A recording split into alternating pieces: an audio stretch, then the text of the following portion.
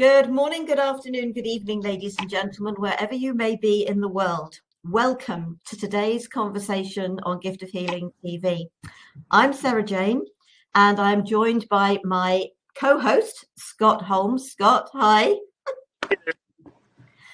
And we are also joined. And actually, maybe I should let you introduce Anthony, because you know Anthony better than I do.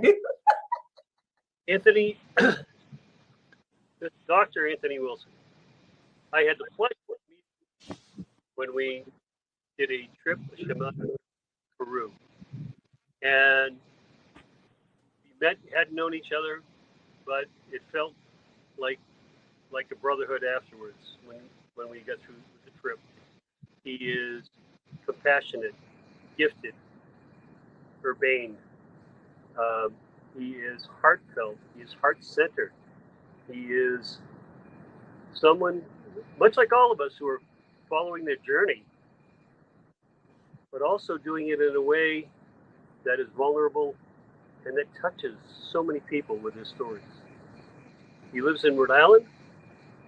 He enjoys traveling.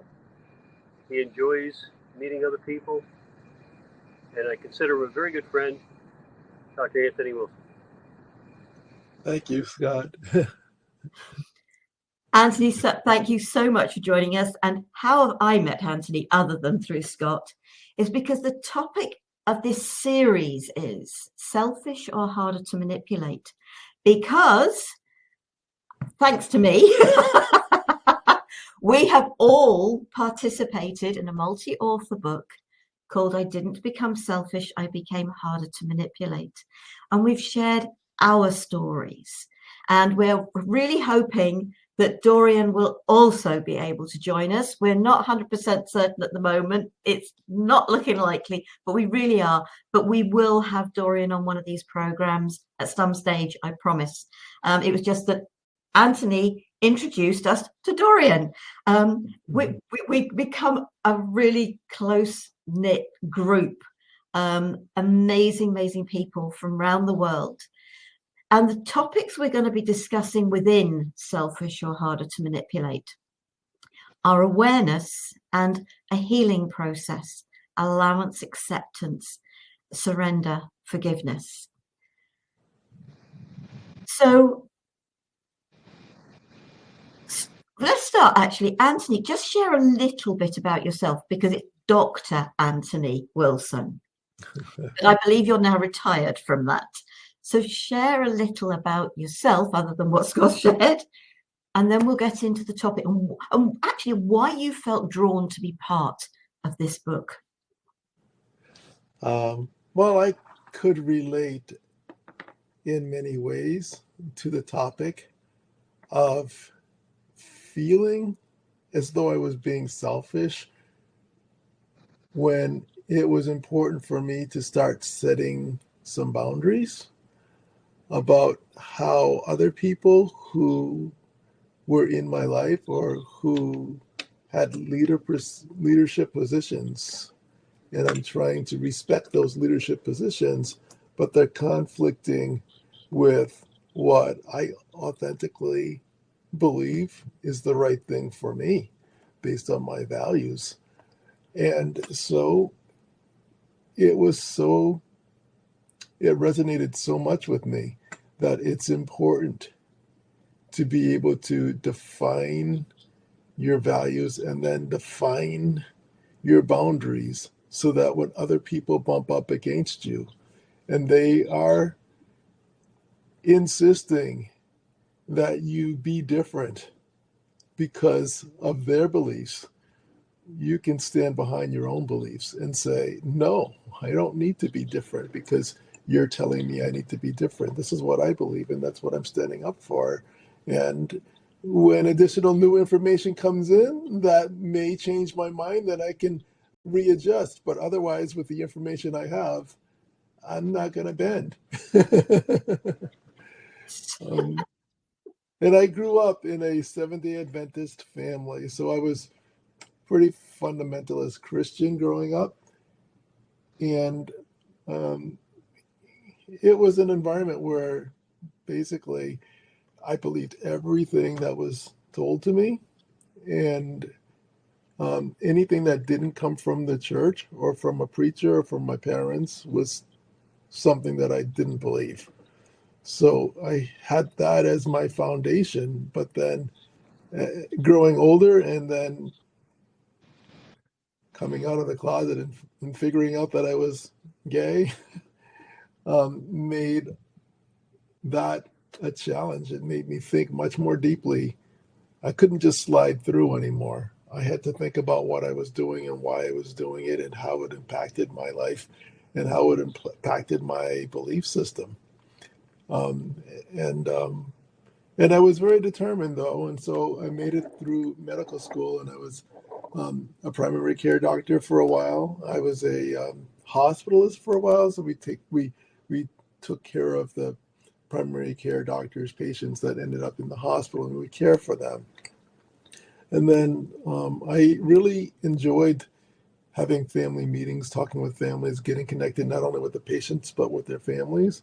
I felt like I was also making a huge difference by caring for people at the end of their lives. And so I specialized in hospice and palliative care.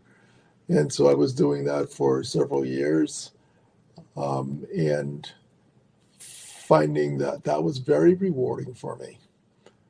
And unfortunately, while I was doing that, my husband of 32 years, who I met in medical school, and so we were friends, and then we were in a relationship for over 30 years.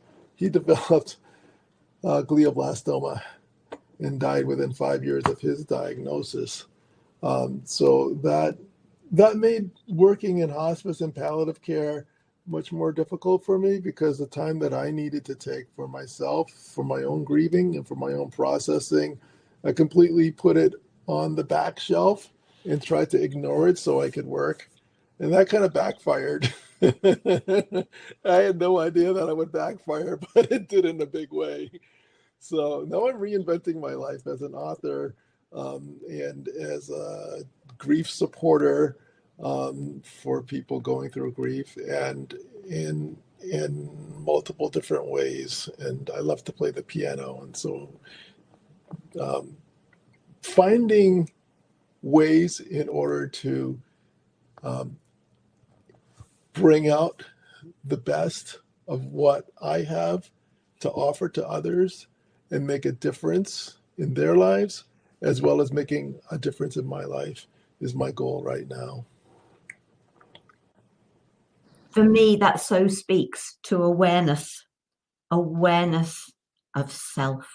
So I'm going to go to Scott. Scott, your thoughts? So I think Anthony really parallels any number of us as we tell our stories. And with me, it was about it had its in death, with the death of my wife, in that it changed everything in my life. And I have two daughters, and everything centered around my daughters. Everything centered around the family, as well it should, as they're growing up. But they were married, they had kids, and all of a sudden, I'm by myself in the house. I have a cat to converse with, and that was about the size of it. And I found that I didn't know who I was. And so that process, that journey of finding me and taking the time to find out who I actually was, rather than try and be all things to all people, allowed me to actually take the time to breathe and say no when people asked for help. When people asked, my daughters didn't quite like that development, because I was not the center of their universe anymore. They were not mine, and it felt very selfish in the beginning for me. All my life, I'd been told that my one job was to serve, whether it's as a father, as a husband, as someone in the family, was to serve. And so that was how I was taught to go through life, is to serving others, that there was no greater gift than to do that. And what I realized was didn't know who I was, and I did not know how to give to myself. I did not know how to give myself time, patience, compassion, understanding, all those things that I willingly gave out to everybody else. So, Anthony, you brought up boundaries. The boundaries, they used to be walls, just, I thought, to protect myself. And when I brought the walls down, I realized that I really needed boundaries, not solid walls. And to be able to say no to things if they did not fit me. And it was empowering. It really, that understanding and having that self-compassion for self-healing really brought power into my life that I never thought I had. And knowing that I could then walk through any situation because I had an understanding of who I truly was. And so when we talk about the book, and I would offer this book to anybody to be able to see it, because in our lives, we've all hit different points where we gave of ourselves so much more than we gave to ourselves. We gave up those parts of us. And at some point, there might come a resentment because you wonder, what about me? How come people don't see me as I see other people? How come they're not as willing to give of themselves as I am willing to give of myself? And it's those feelings that walk around through your mind, through your heart.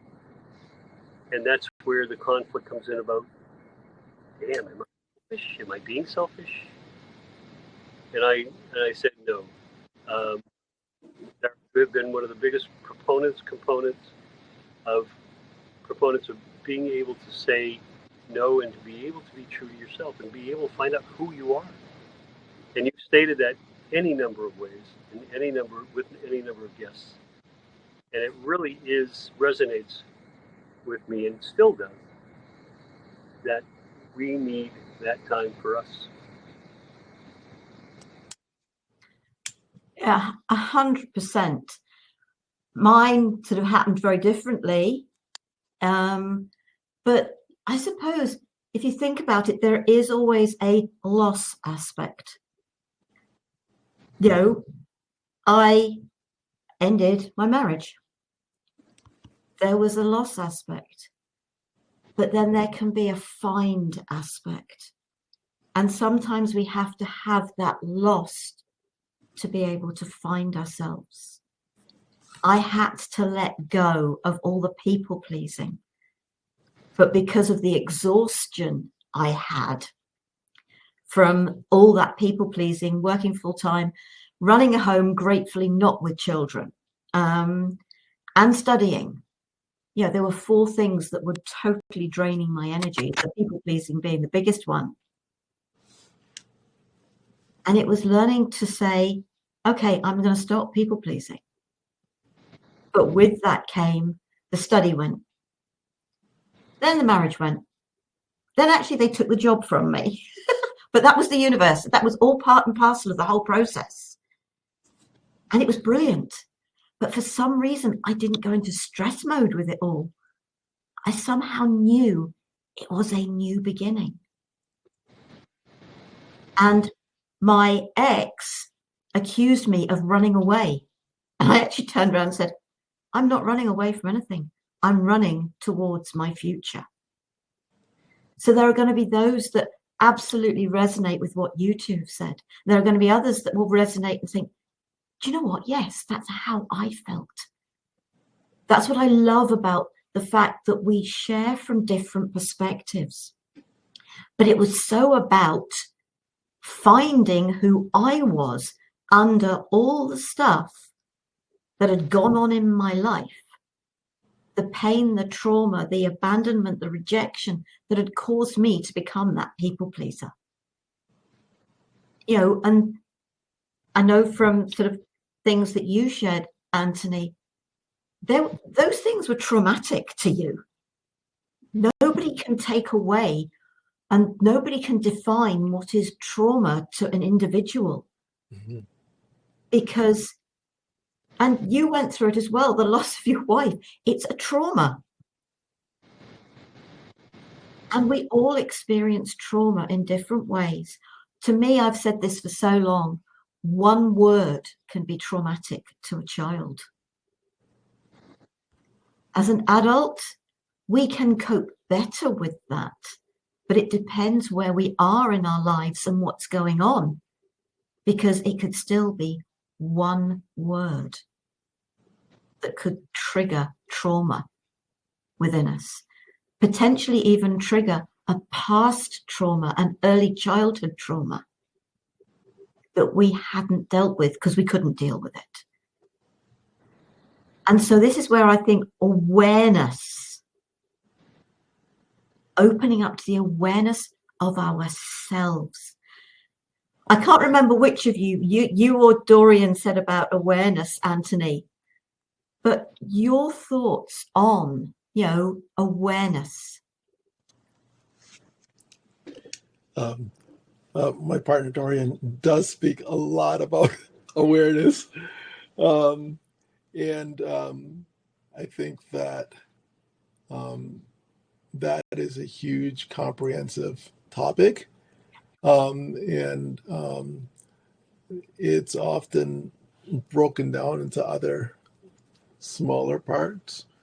And one of the smaller parts that it's broken down into sometimes is mindfulness, which is the part of awareness where you're focusing on a particular thing that keeps you centered and aware of what's happening in the moment with that thing. For me, I use the tool of meditation to help me to be focused in the moment and in the present. And I use my breath. And as I'm focused in the moment and in the present, it helps me to be able to see what's going on, because I have all these feelings inside. I could be feeling anxious. I could be feeling depressed. I could be feeling scared.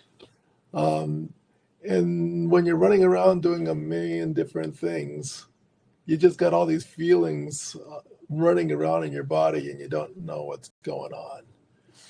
But when I can stop and breathe and focus my attention on my breath, or do a body scan and just, where are my feet? Where are my hands?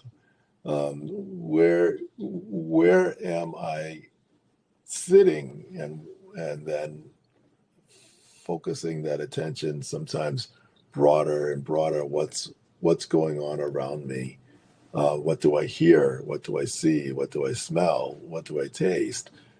Just sort of understanding what's going on externally, and then looking inside and seeing what's going on the inside. Because I often have one voice that's very anxious and he's telling me all these anxious things.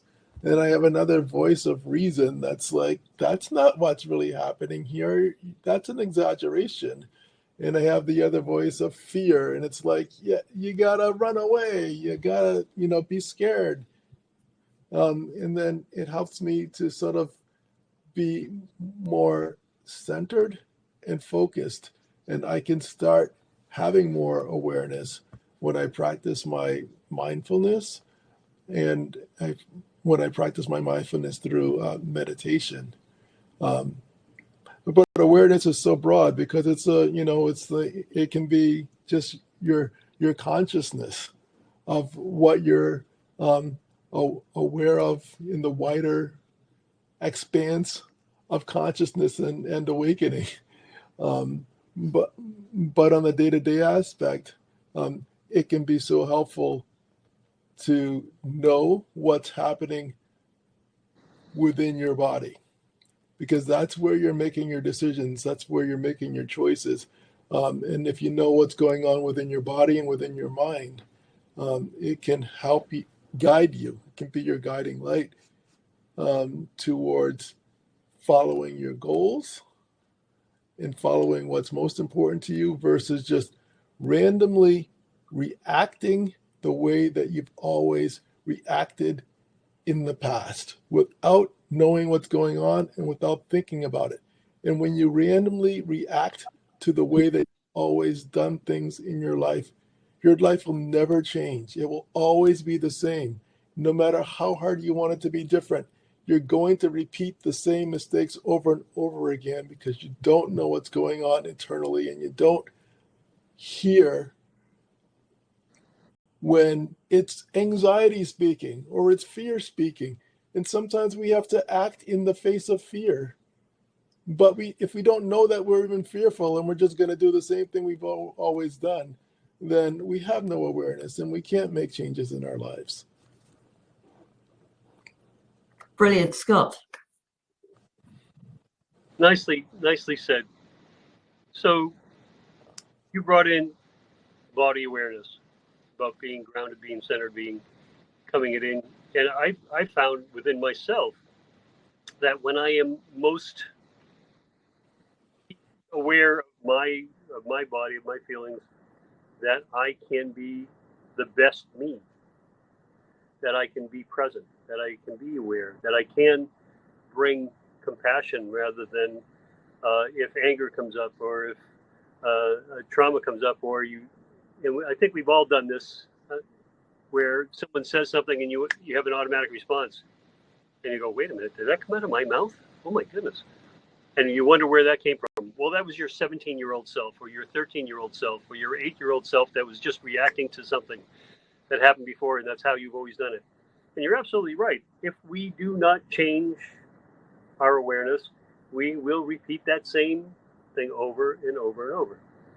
We were just talking with a friend of mine, and we were talking about when we were kids, our parents would say something, and we'd say, "Look, if I ever have children, I'll never say that." And sure enough, you're raising your kids, and all of a sudden, that same thing comes right out of your mouth. You get to that point of exhaustion or anger or whatever, frustration, and that comes out of your mouth, and you're going, "Oh my God, I am reliving my father. I am reliving my mother. Those things that I said I would never say," and we repeat it. But that is when you are don't have that presence. You are not fully there.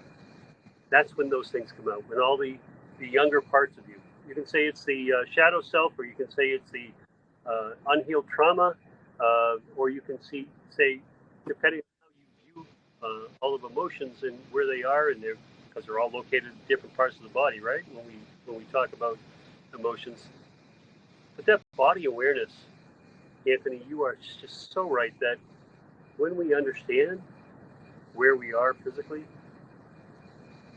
it changes how we react to everything. When you are in pain, it changes how you act and react. So guys are notoriously bad when we get sick, right? I've been told that I'm a terrible patient because I get very cranky. So when you're not feeling good or you're in pain and you just and you're grumbling, that's of your of being unwell. But when you are present physically and you're in good shape and you're focused and it's all there, you can be there and be your real self, whatever that is at the moment. Because hopefully it changes from time to time, and we get a little bit better and more aware as we go along. Hopefully we grow and mature. But that's the journey that we're all on, and hopefully is walking that forward, is wanting to be a little bit better than we were the day before. And Anthony, just if you would expound on what your journey has been with grief. I know how profound that part and impact has had on you in your journey. Thank you. I definitely would like to do that. And I think even in my journey of grief, something that you mentioned was that 13-year-old self, instead of seeing how that 13-year-old self is behaving, and it's like that comes up, like I'm doing this thing that that my 13-year-old self would have done. And I think that as I've gone through what I've been going through over the past few years in my life, and practicing being more mindful and then expanding my awareness, I've gotten to the point where, and it doesn't work all the time because sometimes emotions can be very strong, but I've gotten to the point where there is this awareness, almost like this hovering Anthony, that's like about here over my head, looking down. And I can be in the middle of an argument, or be really frustrated, or being really annoyed at somebody, or just wanting to tell somebody how to live their life and get on the straight and narrow, or whatever it is that I want to do. But I can observe myself doing whatever I'm doing, and I get to choose how I'm going to interact. I get to choose how I'm going to be in that argument. I get to choose to say, I'm going to pause. I'm not going to say that thing that I want to say. I'm not going to do that reflexive thing that I want to just come out, because that's how I've always done it. And it's really a wonderful thing when you can get to the point of awareness where you can be above yourself, looking down, and to be able to say, I get to choose my behavior or my reaction to this circumstance that I'm in.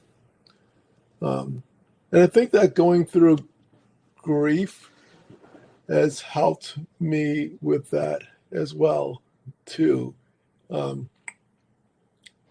My husband died almost 5 years ago. It was 4.5 years. And I was shocked at how hard it would be.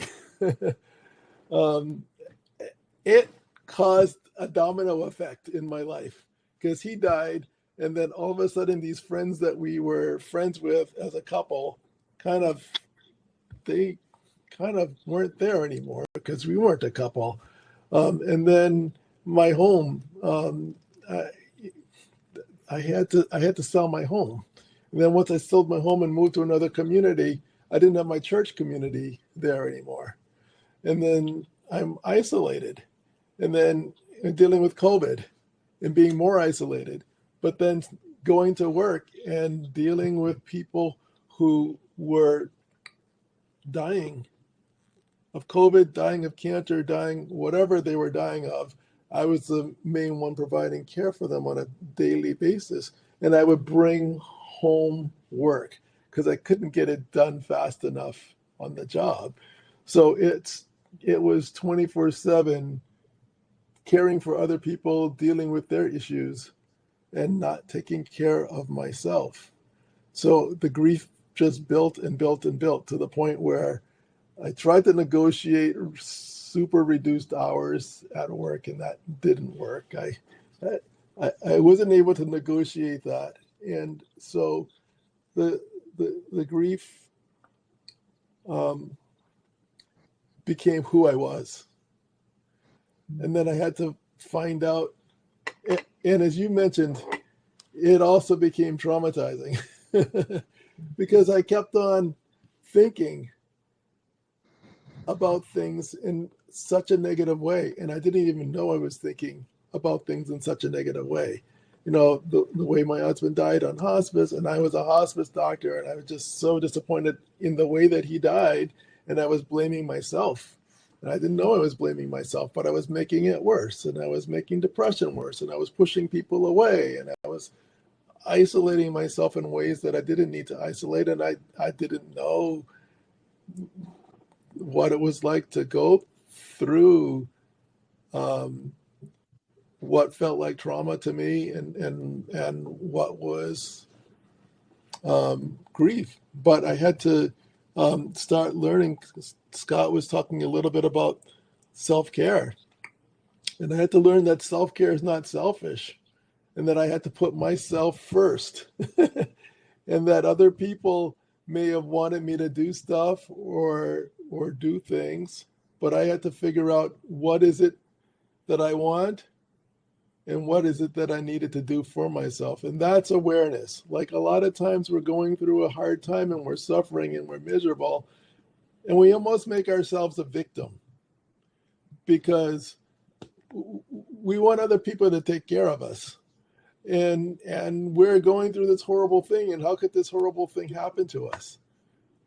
And it's really hard when you're grieving. Like, you don't have the energy to do much of anything sometimes initially, but we still need to advocate for ourselves. We need to still know that we need self-care, and we need to sort of choose to put ourselves first and figure out what it is that I want, in order to move forward, in order to care for myself, in order to sort of heal some of that trauma. And so my process has been talking to people, writing, through writing in journaling, as well as writing in books.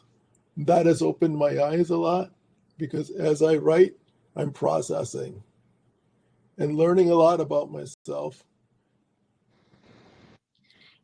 As you've been talking, and it was thinking about, see, grief is loss, but loss doesn't have to be death. Yes. Because just thinking about my little girl, my 1-year-old, and those feelings of abandonment and rejection created grief. As far as I was concerned, I had lost my parents. The fact that I eventually got to go home with them was immaterial. The emotional and mental damage of the separation created a form of grief in a very young child. But then to lose a sister at 9 weeks old was an actual loss, a real loss, because she died at 9 weeks old. And that was by the time I was 18 months old. Anybody that's gone through anything at a young age, adults struggle to process it, to deal with it, to get through it, and know that it's not a get through, but it's just a matter of learning to live with it. And know that that individual was always part of their lives, a very special part of their lives, and their love is still with them. That will never be taken away. The loss I went through never felt as if the love was still there. And it's just a matter of saying to people, I may have dealt with things differently with the wake up and the feeling, actually, I'm finding myself, I'd gone, they tried to put me on Prozac.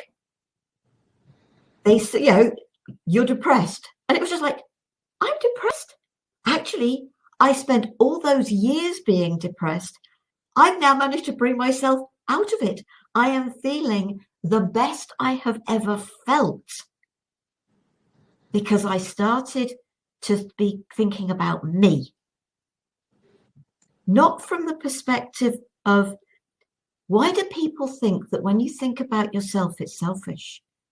If we don't take care of ourselves, if we don't consider ourselves, if we don't learn to say no to those things that don't resonate, don't feel right for us, how are we going to be there in our fullest, most compassionate, caring self for those around us, doing the best we can for them, which may not feel like the best to them?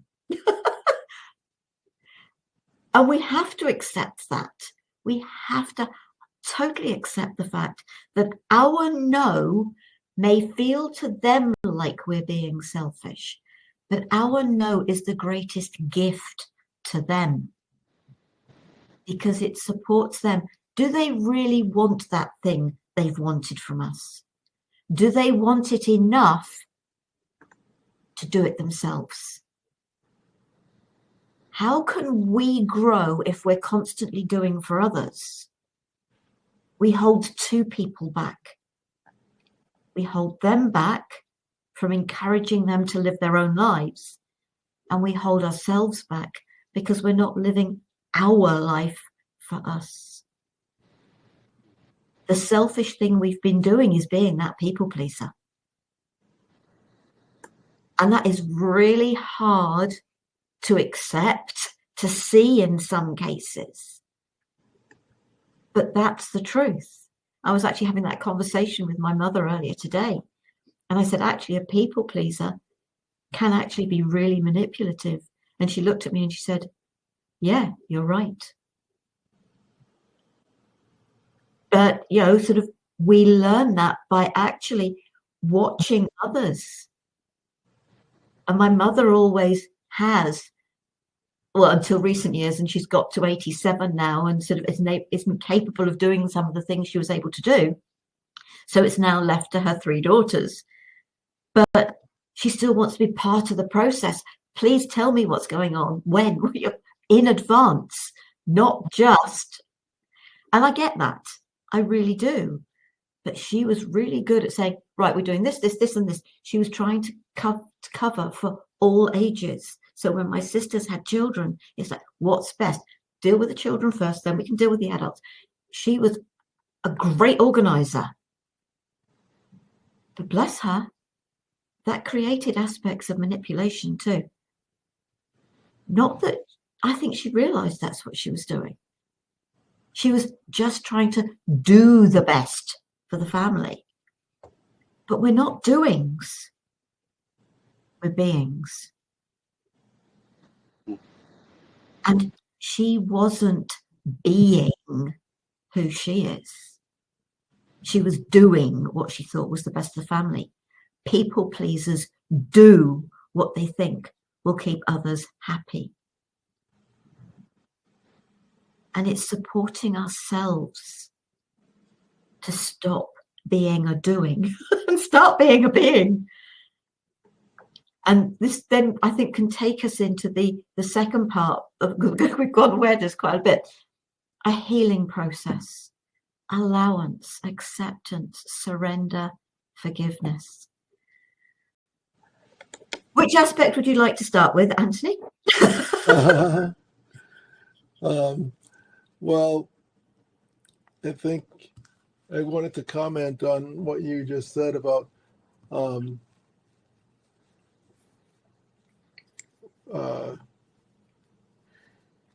you're talking about your grief, and people have all different types of grief, and that trauma that can cause trauma in your life. And I think what's really important is to be heard, to be witnessed, to be allowed to have your emotions without them being suppressed or repressed, and to be able to process what you need to process on your own timeline. And especially kids are sometimes not allowed to do that. They're told to just, they're kind of ignored. And it's not addressed for them. And then you've got it for the rest of your life. And that's really hard. And so I think that's really, really, really an important thing to know, that there's so many different ways that we can have things like trauma in our lives, and that it affects us moving forward. And another thing that you mentioned was, it reminded me of codependency when you were talking about people who are doers and not being, depending on other people to provide us with love, depend on other people to make us feel good. Nobody can make you feel good. Feeling good comes from within you. And you can respond to other people's words or comments or actions in any way you want to. Nobody can make us feel anything. But when we're codependent, we're relying on other people to make us feel good, to make us feel happy, to bring us love, to make us joyful. But when I found that I could create that own joy in my own life, I can actually, my minister actually talked about this in church this last week. We can actually sit there and notice our joy meter within inside of us, and we can be grateful for things. And our joy meter can come up, and we can appreciate the little things, and we can find our own happiness within. And we don't need other people to make us happy. And we can bring our joyful selves to other people, and we don't need them to be giving us stuff. we can share, but we don't need to be having them do stuff for us to make us a better person, to make us happy, to make us joyful, to make us in love. And I think that also comes in with awareness, because if we are aware that we are responsible for our feelings, we are responsible for the joy in our lives, we are responsible for feeling gratitude for all the little things in our lives. We are responsible for our own self-care. Then there's no victim. It's like, I'm responsible for these things. I'm going to take care of myself because I'm responsible for me. And then you're in a difficult situation, but I'm not a victim. Like, I'm just going to allow that situation to be as it is. I don't want to live without my husband, but I don't have a husband because he died. And I'm going to allow that to be as it is. And once I can allow it to be as it is without trying to change what I can't change, I'm going to allow that person who annoys the heck out of me, but there's a family member and I don't want to break him out of my family, to just be as they are and accept them as they are and put up my boundaries where I need to, so that they're not coming any closer than I will allow for that to be. And if they don't respect that boundary, then maybe they won't be part of my life. But allowing people to be who they are, and then accepting myself as I am, accepting other people as they are. And this is the thing that I've been doing the most lately, is staying on my side of the road. My side of the road is allowing other people to be who they are, to act as they are, to accept them as they are, because that's who they are, to accept me for who I am, and not try to change other people, not try to change people to be or believe or follow my path or what I think is right and what I think is wrong. They'll figure out their way. But I can find my happiness and joy when I allow other people to do and behave however they need to do and behave. And I am responsible for me. And I allow myself to see where I need to change within through my own awareness of how I'm being and how I'm acting. My own awareness if I'm striking back at something or someone just because that's an old habit. And when I'm aware of that, then I stop doing that. I'm like that guy again, hovering over me saying, do you really want to do this? Do you really want to do that? What are the consequences? And what are your values? Because that's not in alignment with the values of love and compassion and caring that you have right now. So maybe you just want to hold your tongue.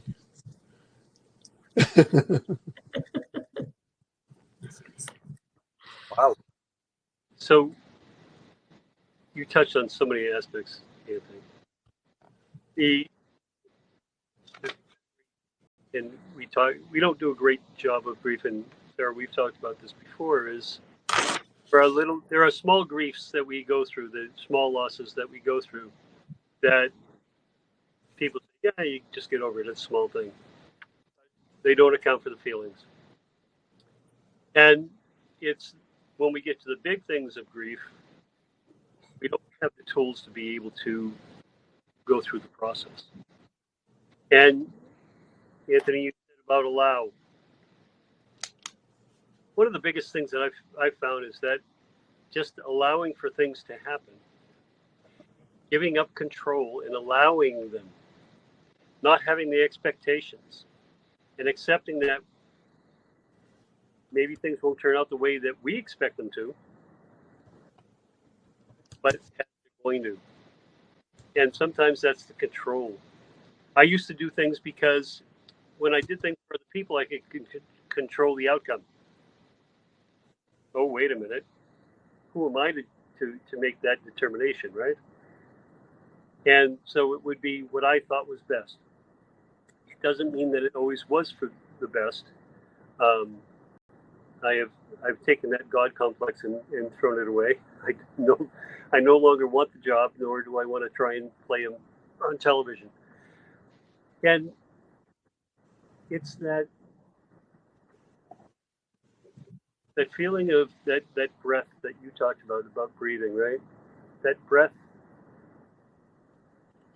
that you take, and instead of allowing that other aspect of you to come out, it allows the present aspect of you to come out, the person you are now.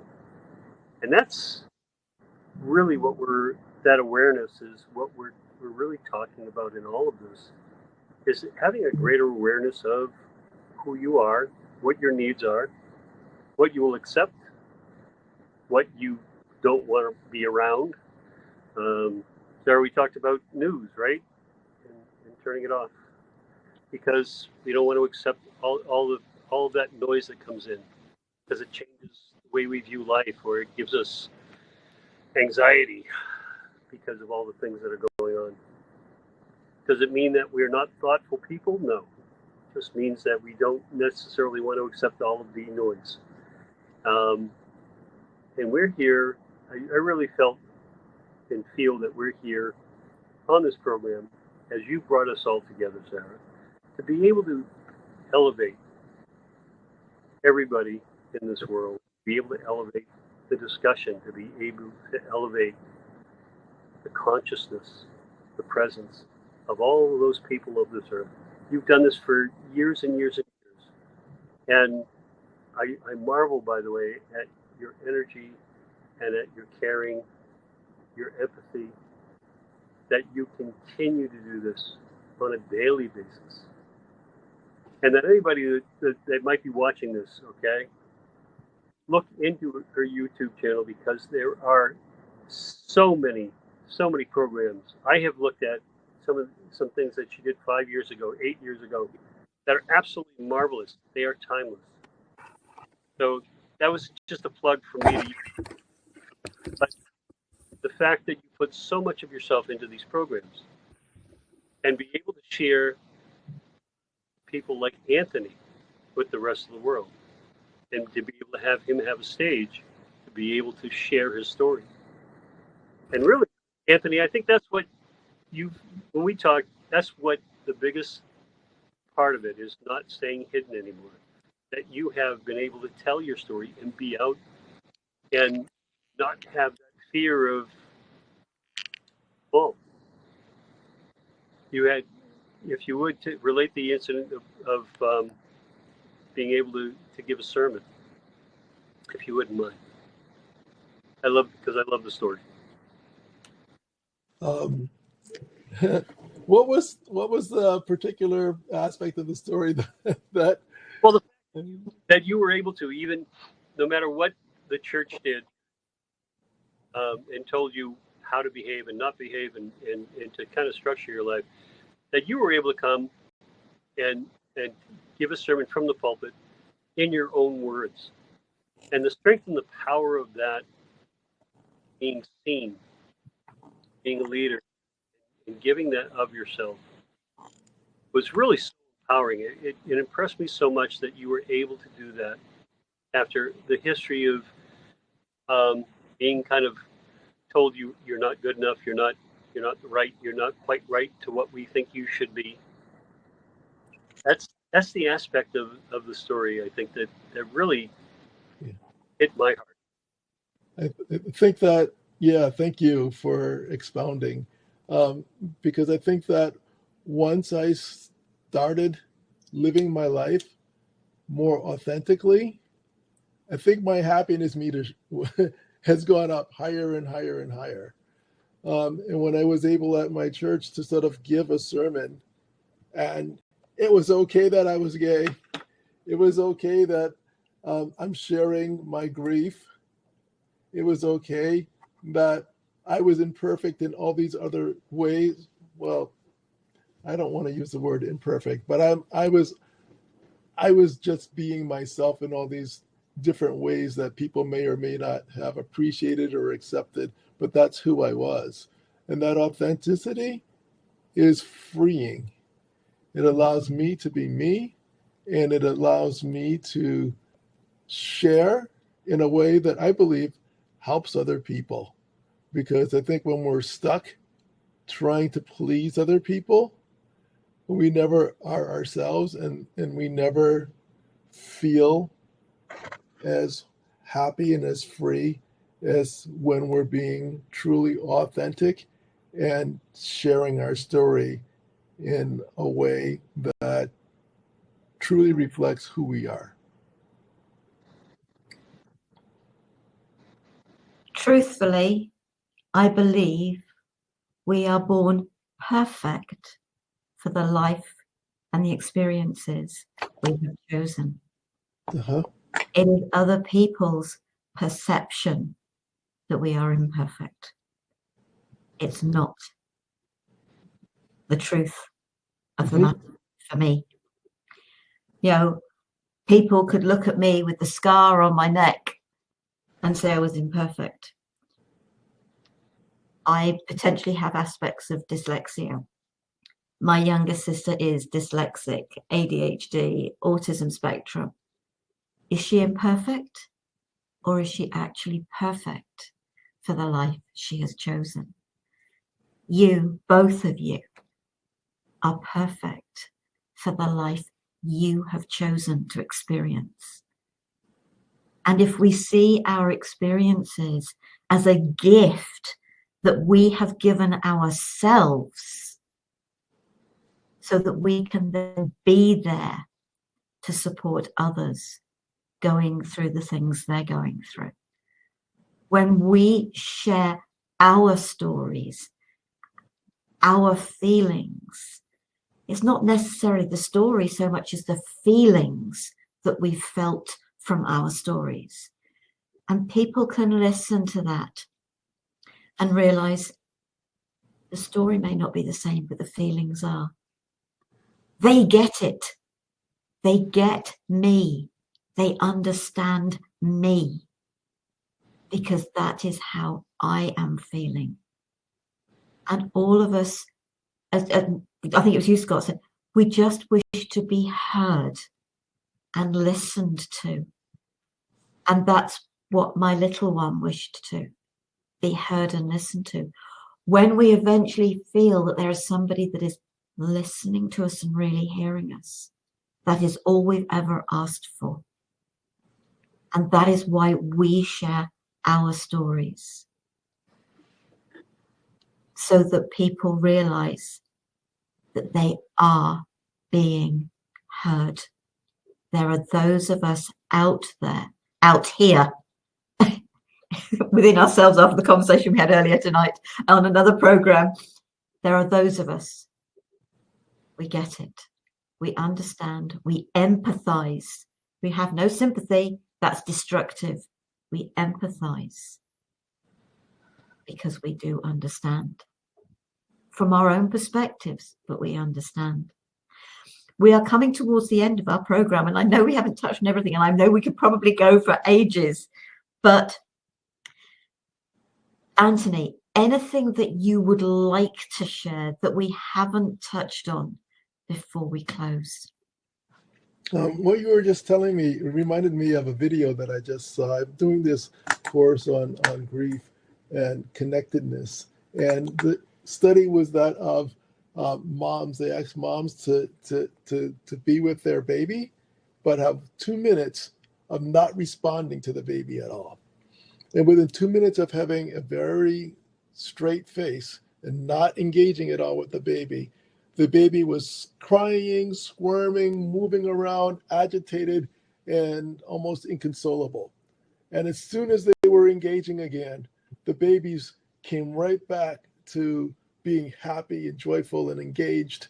And I think that says a lot to us, because we need people to witness our suffering. We need people to be there to engage with us, to support us, and we need to support other people authentically. And when we don't, I think we suffer. So we're all part of a bigger network of human beings that need to engage, interact, and support each other in our own ways. And when we don't do that, we suffer.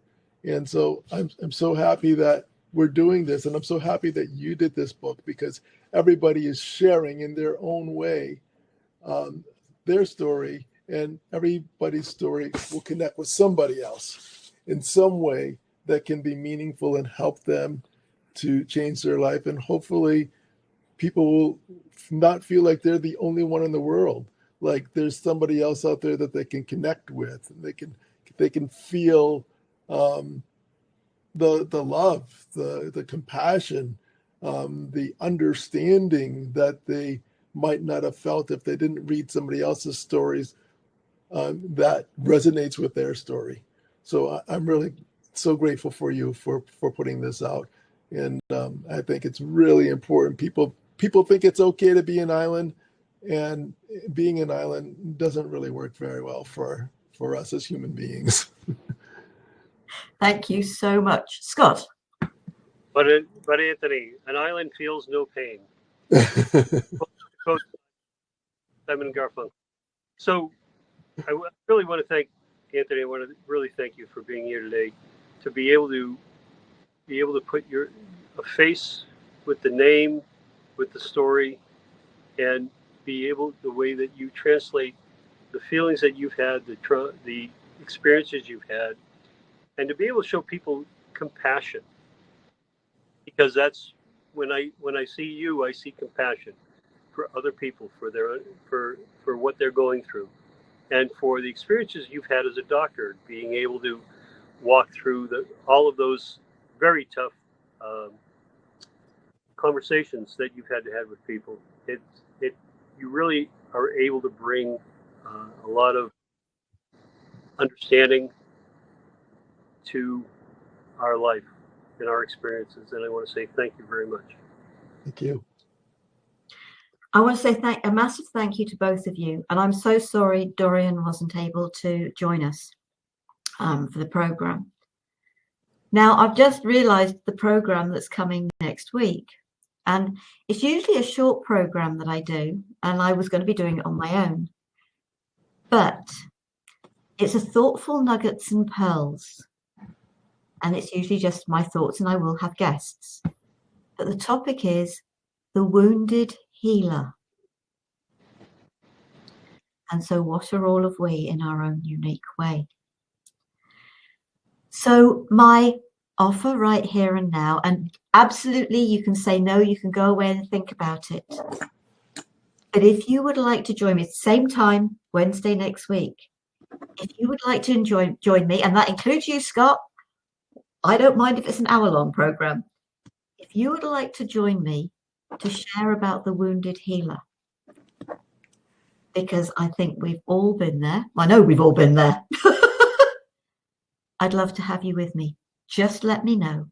But that is my open invitation to, and Dorian as well, if because it was so sad that he wasn't with us for this program today. But I have that feeling we could share so much about the wounded healer. And I think it would be a brilliant program. But I totally accept you may not be free to do it. So you can email me on that one. So next week, yes, folks, the wounded healer. It might just be me, it might not.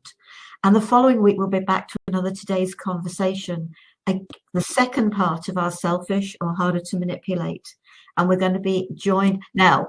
Scott, where are you going to be in a fortnight's time? I will be in Hawaii.